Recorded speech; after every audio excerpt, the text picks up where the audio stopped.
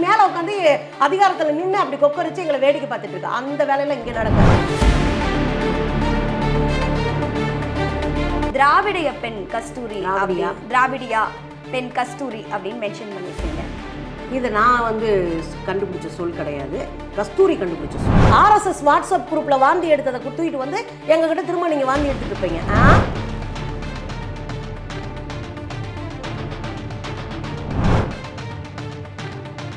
நீங்க சேவச்சண்டை பார்த்துருப்பீங்க, ஆடுகளம் படத்துல சேவச்சண்டை பார்த்துருப்பீங்க. ரெண்டு சேவலை மோத விட்டுட்டு ஒருத்தர் உட்காந்து சிரிச்சு ரசிச்சுட்டு இருப்போம். பிற்படுத்தப்பட்டவர்களுக்கான இடஒதுக்கீடு இருந்தும் அவர்கள் அதுக்கான அளவுல வரதில்லை. இப்ப 117 பேர் இருக்க வேண்டியதுல 237 பேர் பார்ப்பனர்கள் அமர்த்தப்படுறாங்க. இந்த அயோக்கியத்தனத்தை தான் நம்ம கேள்வி கேட்கிறோம். மேம், இந்த கோட்டா சாதிகள் அப்படின்னு அவங்க மென்ஷன் பண்றாங்க. ஓபிசியவே கோட்டா சாதிகள் மென்ஷன் பண்ணிட்டு இந்த கேடுகட்ட தளத்துக்கு பேர் தான் பார்ப்பனியம்னு பேர். கஸ்தூரி இறங்கி நேரம் வர சொல்ல களத்துக்கு வராது.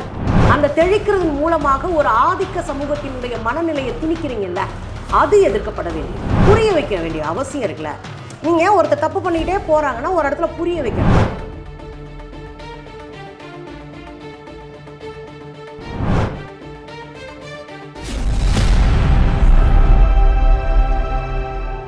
பிக் பேங் தமிழ்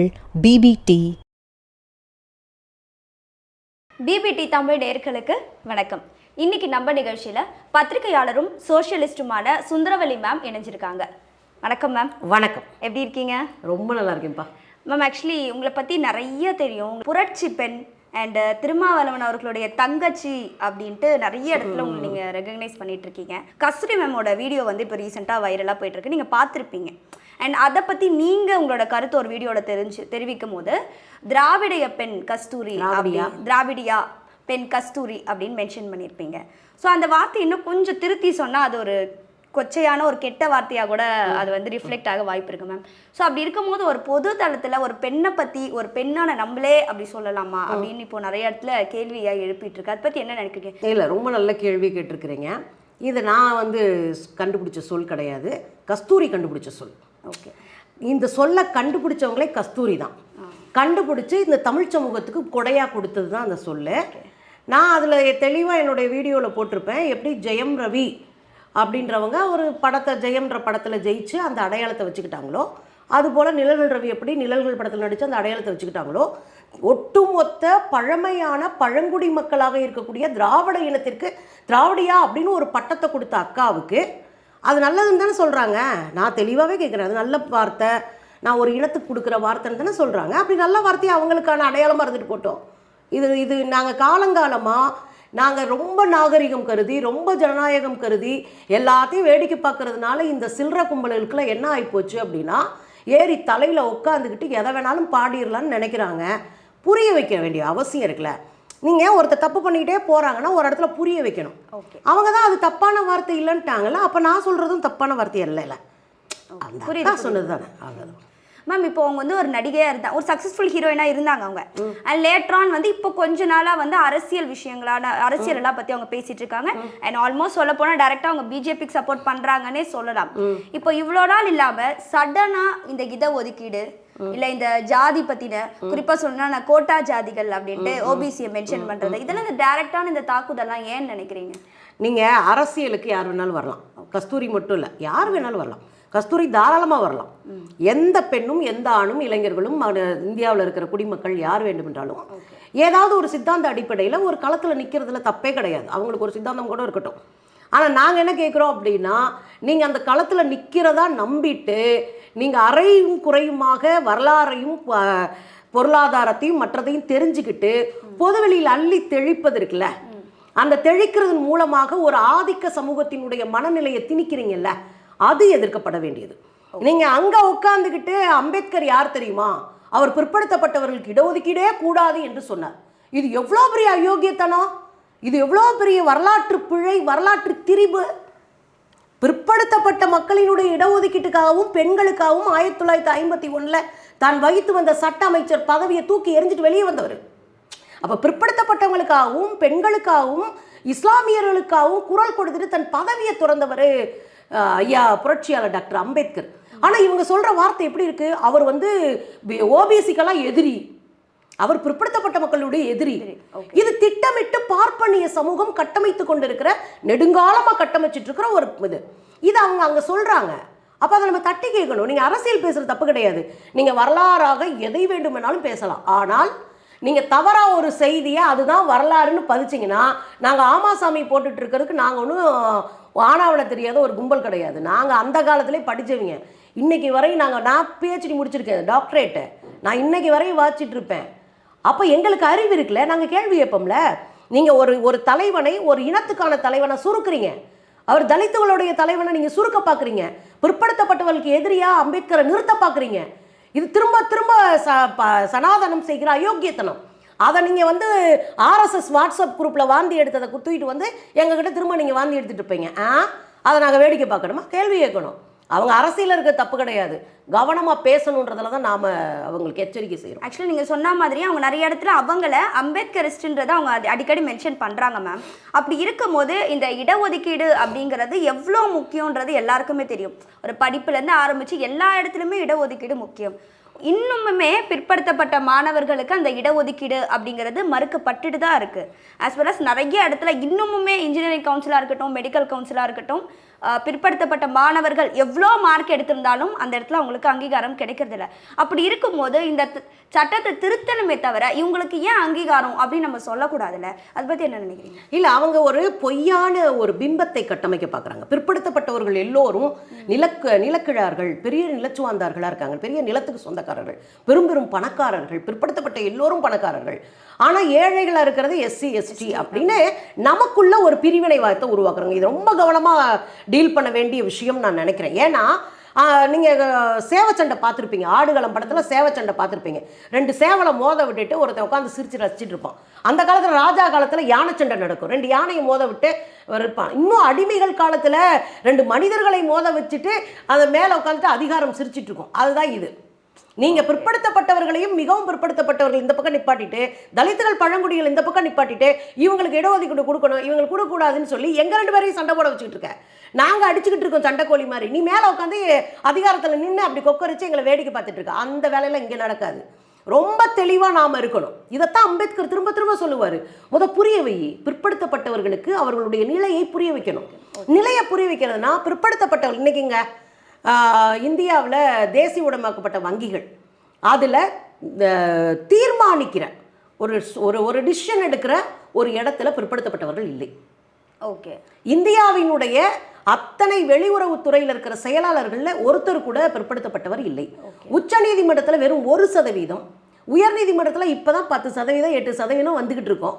இன்னொரு பக்கம் நீங்கள் பின்னாடி போய் பார்த்தீங்கன்னா இந்த இந்தியாவில் இருக்கிற சகல பொதுத்துறை நிறுவனங்கள், சகல துறைகள், ஆசிரியர், பேராசிரியர் எல்லாத்துலேயும் IIT, IIM எல்லாத்துலேயும் எவ்வளோ இருக்கும்? இப்போ நல்லா புரிஞ்சுக்கணும், பிற்படுத்தப்பட்டவர்களுக்கான இடஒதுக்கீடு இருந்தும் அவர்கள் அதற்கான அளவில் வரதில்லை. நீங்கள் ஒரு சின்ன சிம்பிளாக ஒரு எடுத்துக்காட்டு சொல்கிறேன். தமிழ்நாட்டினுடைய IITயில் 2019 ஒரு RTI போடுறாங்க. உங்களுக்கு தெரியும், தகவல் பெறும் உரிமை சட்டம் போடுறாங்க. அதன் கீழே ஒரு தகவல் பெறும்போது 16 பிற்படுத்தப்பட்டவர்களுக்கான இடஒதுக்கீட்டுக்கு 66 இடஒதுக்கீட்டுக்கு 5 பேருக்கு இன்டர்வியூ அனுப்புகிறாங்க. ஆனால் 217 பேர் அதில் அப்ளிகேஷன் போட்டிருக்காங்க, பிற்படுத்தப்பட்டவர்கள் மட்டும். ஆனால் கூப்பிட்டது 5 பேரை, செலக்ட் பண்ணது 2 பேரை. ஆனால் இடம் இருக்கிறது 66 பேர். இப்போ 117 பேர் இருக்க வேண்டியதில் 237 பேர் பார்ப்பனர்கள் அமர்த்தப்படுறாங்க. இந்த அயோக்கியத்தனத்தை தான் நம்ம கேள்வி கேட்குறோம். அப்போ நீங்கள் இடஒதுக்கீடு இருக்கு, ஆனால் அந்த இடத்துல ஆள் இல்லை. இடஒதுக்கீடு இருக்கு, பொறுப்பான இடத்துல யாருமே இல்லை. இப்போ சமூக நீதி இயக்கங்கள் வந்த பிறகுதான் பிற்படுத்தப்பட்டவர்கள் வைக்கிறாங்க. இப்போ என்ன பண்றாங்கன்னா, நீ எல்லாம் பெரிய சாதி, ஆண்ட சாதி, மீசையை முறுக்குடா, கோவணம் தான் கட்டியிருப்பான், அதெல்லாம் கண்டுக்க மாட்டாங்க, மீசையை முறுக்குடா, நீ எல்லாம் ஆண்ட சாதிடா அப்படின்னு. இந்த சாதி வன்மத்தை, ஒரு சாதி வெறியை ஒரு மோகமாக்கி ஒரு கற்பனையா அவனை அதை லவ் பண்ண வச்சு அவனை தலித்துகளுக்கு எதிராக நிறுத்துகிற அயோக்கியத்தனத்தை பார்ப்பனியம் தொடர்ந்து செய்யுது. அதை தான் இவங்க பேசுறாங்க. பிற்படுத்தப்பட்டவர்களை தனிச்சு இப்படி நிப்பாட்டிட்டு தலித்துகளுக்கு கொடுக்கணும். தலித்துகள் இயல்பா பிற்படுத்தப்பட்ட மக்கள் இதை கேட்கறவங்களுக்கு என்ன தோணும்? ஆமாங்க, தலித்துகளுக்கு தாங்க எல்லாம் கிடைக்குதுன்னு. உண்மையை சொல்ல போனா 18% தான் தலித்துகளுக்கு, ஒரே 1% தான் பழங்குடிகளுக்கு, 50% பிற்படுத்தப்பட்ட மிகவும் பிற்படுத்தப்பட்டவர்களுக்கு, 50%ங்க பெரிய அளவில் இடஒதுக்கீடு பிற்படுத்தப்பட்டவங்களுக்கு தான். ஆனால் அந்த இடஒதுக்கீடு கொடுத்தும் போதுமான அளவில் மேலே வரல. அப்போ இதை தான் அம்பேத்கரும் மற்றவர்களும் திரும்ப சொல்கிறாங்க, இடஒதுக்கீடு இன்னும் வலுவாக்கணும், பிற்படுத்தப்பட்ட மிகவும் பிற்படுத்தப்பட்ட பழங்குடி பட்டியலின மக்களை ஒருங்கிணைக்கணும், இவங்களுக்கான அங்கீகாரத்தை அதிகாரத்தை பெற்றுத்தரணும். இதை நம்ம பேசிகிட்டு இருக்கிறோம். ஆனால் தெளிவாக நம்மளை சண்டை போட வைக்கிறதுக்கு ஒரு ஒவ்வாமையை ஒடுக்கப்பட்டிருக்கிற தலித்துகள் மீதும் பழங்குடிகள் மீதும் பெண்கள் மீதும் ஏற்படுத்துவதற்கான சூழல் தான் இந்த பிற்படுத்தப்பட்டவர்களை டார்கெட் பண்ணுறது. அந்த அரசியலையும் நம்ம தைரியமாக தெளிவாக யோசிச்சுக்கணும். ஓகே மேம், இப்போ நீங்கள் இந்த சொன்னீங்கல்ல இந்த ஸ்டாட்டிஸ்டிக்ஸ், அது ஆக்சுவலி ஷாக்கிங்காக இருக்குது. ஏன்னா வந்து இந்த மாதிரி தேசியமயமாக்கப்பட்ட வகைகளும் சரி, இந்திய தூதரகங்கள், இந்த மாதிரி பெரிய பெரிய பதவிகள் எல்லாம் இன்னமும் வந்து பிற்படுத்தப்பட்ட மக்கள் கிடையாதுன்றது இப்போ நீங்கள் நம்ம சேனல் மூலமாக தெளிவுபடுத்திருக்கீங்க. அதே இடங்கள்ல எஃப்சி எத்தனை % இடஒதுக்கீட்டில் இருக்கிறாங்க மேம்?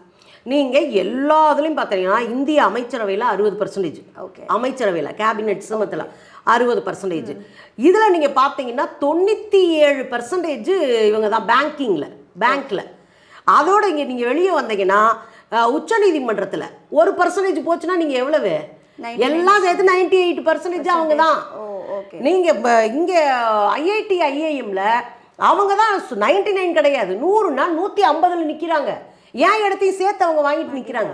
ஸோ ஒட்டுமொத்த துறைங்க, நீங்கள் நீதிமன்றம், பேராசிரியராக இருக்கிறதுக்கான பல்கலைக்கழகங்கள், யூனிவர்சிட்டிகள், ஐஐடி ஐஏஎம், வெளியுறவுத்துறை, மாநிலங்களில் இருக்கிற இந்த மாநில செயலாளர்கள்லாம் இருப்பாங்க தெரியுங்களா, கட்சிகளுக்கு இல்லை அரசாங்கத்துக்கு ஒரு துறை, சுகாதாரத்துறை இப்படி செயலாளர் இருப்பாங்க, அதுல உட்பட நெருக்கி தோராயமா வச்சா கூட 90% பேர் பார்ப்பனர்கள் தான். என்ன பண்ணலாம்? இதைத்தான் தமிழ்நாடு தொடக்கத்திலே பார்ப்பனியத்தை எதிர்த்தாங்க. ஏன் எதிர்த்தாங்கன்னா தலைகள் விகிதாச்சாரத்தில் பார்ப்பனர்கள் இருக்காங்க. ஒரு கலெக்டர் ஆஃபீஸ் போனீங்கன்னா அங்கே பியூனாவும் அவர் தான் இருப்பார், கலெக்டருக்கு பிஏவாவும் அவர் தான் இருப்பார். எல்லா வேலையிலையும் ஒரு குடும்பம் உட்காந்துருக்கும். இதை வந்து வெள்ளக்கார கலெக்டர், நெல்லூர் கலெக்டர் கண்டுபிடிச்சு மேலிடத்துக்கு தகவல் அனுப்புறாரு. 1906 நடக்குது. புரியுதுங்களா? இதைத்தான் நம்மளால கண்டுபிடிச்சு 1920களில் இதை மாற்றணும்டா, மற்ற யாரும் வேலைக்கு வராமல் இவனுங்களா உட்காந்துட்டு இருக்கானுங்க. சுதந்திரத்துக்கு முன்னாடி 1920களில் இங்கே நீதி கட்சி ஆட்சிக்கு வருகிற போது சாதி வாரியான விகிதாச்சாரம் அப்படின்னு ஒன்று வைக்கிறாங்க. அந்த சாதி வாரி விகிதாச்சாரத்தில் எல்லாருக்கும் வேலை கொடுப்போம், அது 6 மாதத்துக்கு ஒரு தடவை நம்ம வந்து யார் யாருக்கு எவ்வளோ வேலை கொடுத்துருவோன்ற அறிக்கை சமர்ப்பிக்கணுன்றாங்க. அப்படிலாம் செஞ்சனால தான் ஏதோ நம்ம இன்னைக்கு வேலைக்கு பார்த்துக்கிட்டு இருக்கோம். இல்லைன்னா நம்மளெல்லாம் முடிச்சு கட்டி ஓரம் கட்டிட்டு மேலே ஏற கட்டி உட்கார வச்சுருப்பாங்க. ஸோ 90% நீங்கள் அப்ராக்சிமேட்டாக போட்டாலும் 85%க்கு மேலே தான் அவங்க இருக்கிறாங்க எல்லா துறைகளிலும். இதை தான் தொடர்ந்து தலைவர்களும் சொல்லிட்டு இருக்காங்க. திருமாவளவன்லேருந்து ஆரம்பிச்சு நிறைய பேர் இதை தான் மென்ஷன். அவரெல்லாம் இப்படிலாம் உட்காந்து பேசிட்டு இருக்க மாட்டார் நம்மள மாதிரியெல்லாம். அவர் சொல்லிட்டு இங்கே பாரு, எனக்கு 4 சீட்டு, ஒரு 4 சட்டமன்ற சீட்டு, 2 எம்பி சீட்டு, இதெல்லாம் எனக்கெல்லாம் பொருட்டே கிடையாது. சனாதனத்தை அறுத்து எரியணும், வேற இருக்கணும், அதுதான் என்னுடைய வேலைன்னு அறிவிச்சதுனால தான் அவரை தோக்கடிக்கணும்னு பார்ப்பனியம் வேலை பார்த்துட்டு இருக்கு. சரிங்களா? அது வேற லெவலு. இது நம்மளுக்கு முடிஞ்ச அளவுக்கு பேசுகிறோம். அப்படித்தான் மேம் இந்த கோட்டா சாதிகள் அப்படின்னு அவங்க மென்ஷன் பண்ணுறாங்க. ஓபிசியவே கோட்டா சாதிகள் மென்ஷன் பண்ணிட்டு அதில் இருக்கவங்க எல்லாருமே வந்து வன்முறையாளர்கள், கொலைக்காரர்கள் அப்படின்னு சொல்கிறாங்க. ஸோ ஆக்சுவலி அவங்க வந்து அந்த கீழ்வெண்மணி அந்த கலவரத்தையும் மென்ஷன் பண்ணி தான் அவங்க சொல்லியிருக்காங்க. ஸோ இந்த மாதிரி நிறைய ஜாதி ரீதியான இந்த வேங்கை வயல் இந்த மாதிரி நிறைய பிரச்சனைகள் இருந்துட்டு தான் இருக்குது. ஸோ அப்படி இருக்கும்போது அந்த கோட்டா ஜாதிகள் இது கொஞ்சம் ஆடா இல்லையா அந்த வேர்டு கேட்க? இல்லை, அதுதான் அவங்க வந்து பிற்படுத்தப்பட்டவர்களை காயின் பண்ணி அதன் மூலமாக இந்த பக்கம் வந்து வேறு ஒரு அரசியலை நகர்த்த பார்க்குறாங்க.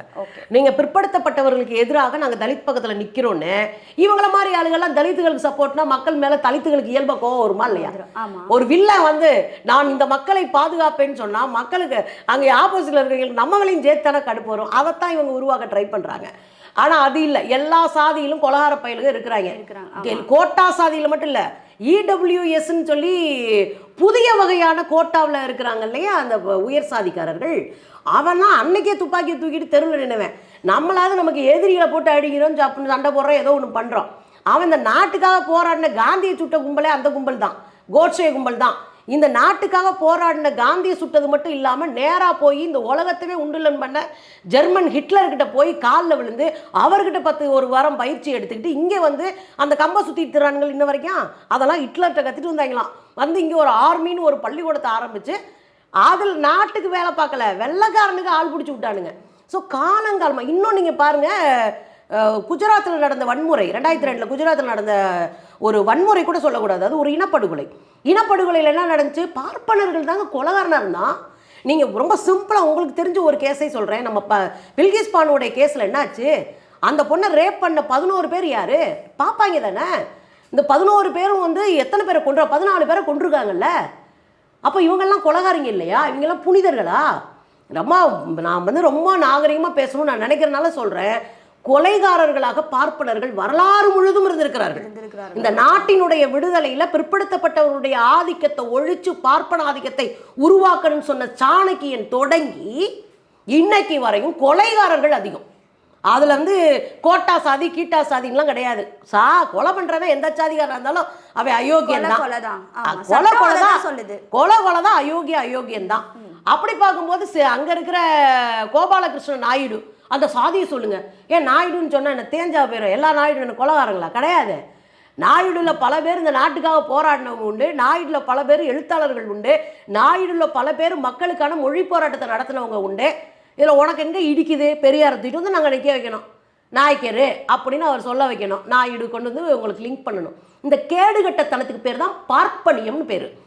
பார்ப்பனியம் நேரடியாக களத்தில் வராது. கஸ்தூரி இறங்கி நேராக வர சொல்லு, களத்துக்கு வராது. ஏன்னா அவங்களுக்கு அந்த வேலை இல்லை. கோர்த்து விடுறது, முடிச்சு போடுறது, மொல்ல மாதிரித்தனம் பண்ணுறது, இந்த வேலையெல்லாம் நல்லா பண்ணுங்க இந்த கும்பல். இது வரலாறுலேருந்து ஆரம்பிக்குது. இதில் இந்த ஒரு கோபாலகிருஷ்ணன் நாயுடு தப்பு பண்ணானா அந்த ஆளுக்கு நிலைமை என்னாச்சுன்னு வரலாறுக்கு தெரியுமில்ல. கடைசியில் அந்த செத்த இடத்துல வச்சே படுகொலை செய்யப்பட்டார். அது வரலாறு. அதெல்லாம் அதை பார்த்துக்கலாம்.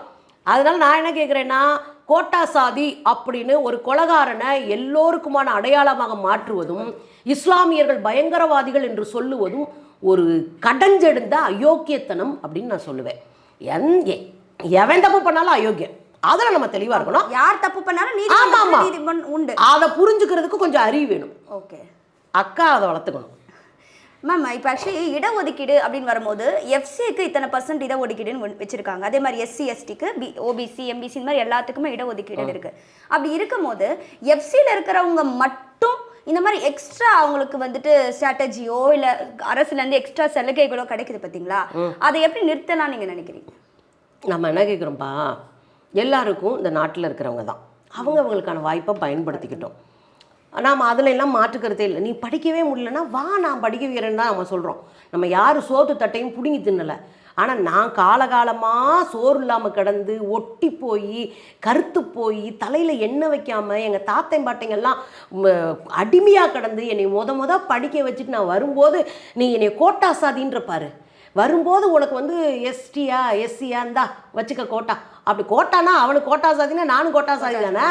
அப்போ நீ அதுக்குள்ளே தானே எங்களை கொண்டு வந்து நிப்பாட்டுற. அப்போ இத்தனை வழிகளை தாண்டி வரவனா கோட்டா சாதின்ற. நான் ரொம்ப சிம்பிளாகவே சொல்கிறேன். ஓகே, பிற்பட 69% இடஒதுக்கீடு இருக்கா? 69% போக மிச்சம் யாருக்கு? இப்போ அரசு தெளிவாக ஆயிடுச்சு. இந்தியாவை பொறுத்தவரையும் 50% தான். மிச்சம் 50% யாருக்கு?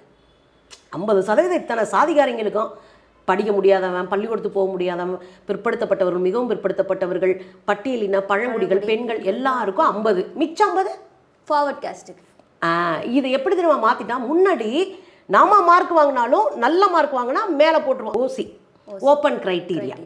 அதனால அது ஓசியில் போயிடும். இப்போ நான் நல்ல மார்க் வாங்கினாலும் நீங்கள் நல்ல மார்க் வாங்கினா நம்ம ஓசியில் போயிடுவோம். மிச்சம் இருக்கிறவங்களுக்கு இதில் இடஒதுக்கீட்டில் இடம் கிடைக்கும், ஒரு பெரிய வாய்ப்பு இருக்கும் மக்களுக்கு. ஆனால் இப்போ அப்படி கிடையாது. நீங்கள் இந்த இடஒதுக்கீட்டில் வர்றவங்களை தவிர மற்றவர்கள் அதர்ஸ், ஓகே, அவங்களுக்கு தான் அந்த ஓசி. அப்போ நீங்கள் என்ன சொல்கிறீங்க? இந்த 50%க்குள்ளே நம்ம அத்தனை பேரும் முட்டி முடிச்சு இது பண்ணிக்குவோம். இந்த 50%ல் 10% தூக்கி அவங்களுக்கு கொடுப்பாங்க.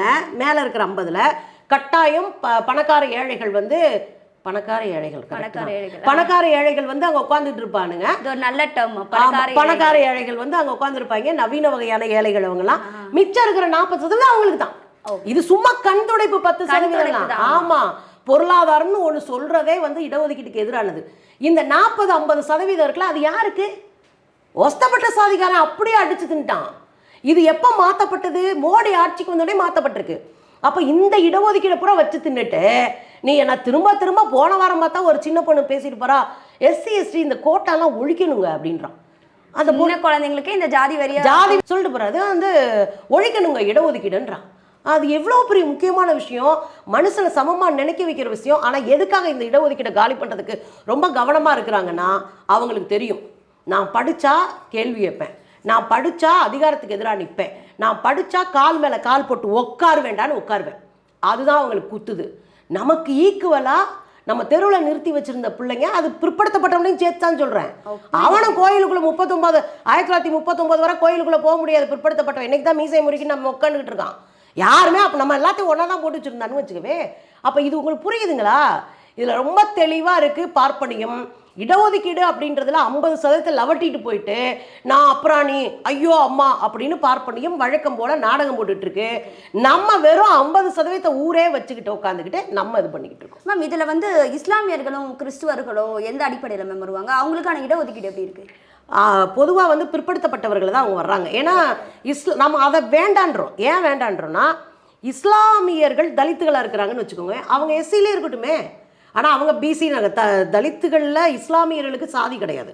ஓகே, இஸ்லாமத்தில் சாதி கிடையாது. ஸோ அவங்க வந்து தலித்தாவோ மற்றதாக இருக்க முடியாது. ஸோ அவங்க பிசியில் இருக்கட்டும். ஆனால் கிறிஸ்டியனில் வந்து தலித்துகள் அப்படின்னா தலித் கிறிஸ்டியனு, தலித் தேவர், தலித் வன்னியர், தலித் உடையார் இப்படிலாம் பிரிவுகள் இருக்குது. ஸோ அவங்க என்ன கேட்குறாங்கன்னா நாங்கள் இதில் எங்கள் சாதியோடைய உட்பிரிவில் இருந்துக்கிறோம் அப்படின்றாங்க. அதில் எஸ்சியாக இருக்கிறவங்களுக்கு அங்கே இருக்கிற எஸ்சி இதிலே வந்து அவங்களுக்கு அந்த வாய்ப்பை கொடுக்கலாம். இது அண்ணாவும் சொல்லியிருக்காரு, நம்மளும் தொடர்ந்து போராடிக்கிட்டு இருக்கிற ஒன்று தான். ஸோ மதம் மாறுறாங்க அப்படின்றதுக்காக அவங்களுக்கு அவங்க சொந்த அந்த க்ரைட்டீரியா எஸ்சின்ற க்ரைட்டீரியாவில் நாங்கள் கொடுக்க மாட்டோம்னு அரசு சொல்லி பிடிச்சி. அதனால தான் இப்போதைக்கு அவங்க எல்லாம் பிற்படுத்தப்பட்டவர்களில் உள்ளே இருக்கிறாங்க, சிறுபான்மைன்ற அடையாளத்தோடு உள்ளே இருக்கிறாங்க.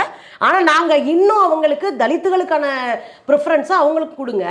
அவங்க சாமியை மாற்றி கும்பிட்றாங்க, மற்றபடி அவனும் கோமனம் இல்லாமல் தானே திடுறான் அப்படின்னு நம்ம கேட்குறோம். அதுதான் இந்த இடஒதுக்கீடு க்ரைட்டீரியாவில் இருக்கிற பிரச்சனை. மேம் இந்த மாதிரி தொடர்ந்து இந்த இடஒதுக்கீடு சம்பந்தமான பிரச்சனைகளை வந்து நடிகை கஸ்தூரி அவங்க சொல்லிட்டு இருக்காங்க. மோடி அவர்கள் தொடர்ந்து இந்த வெறுப்பு அரசியலை பேசிட்டு வந்துட்டு இருக்காரு இல்லையா, அதை கொஞ்சம் டைவர்ட் பண்ணணும், இதை வந்து கொஞ்சம் ஃபுல் ஸ்டாப் வைக்கணும் அப்படின்றதுக்காக அவங்க இதை ஸ்டார்ட் பண்ணாங்களோ அப்படின்ற ஒரு தோணல் இருக்குது. நீங்கள் என்ன நினைக்கிறீங்க? இல்லை, இருக்கலாம்.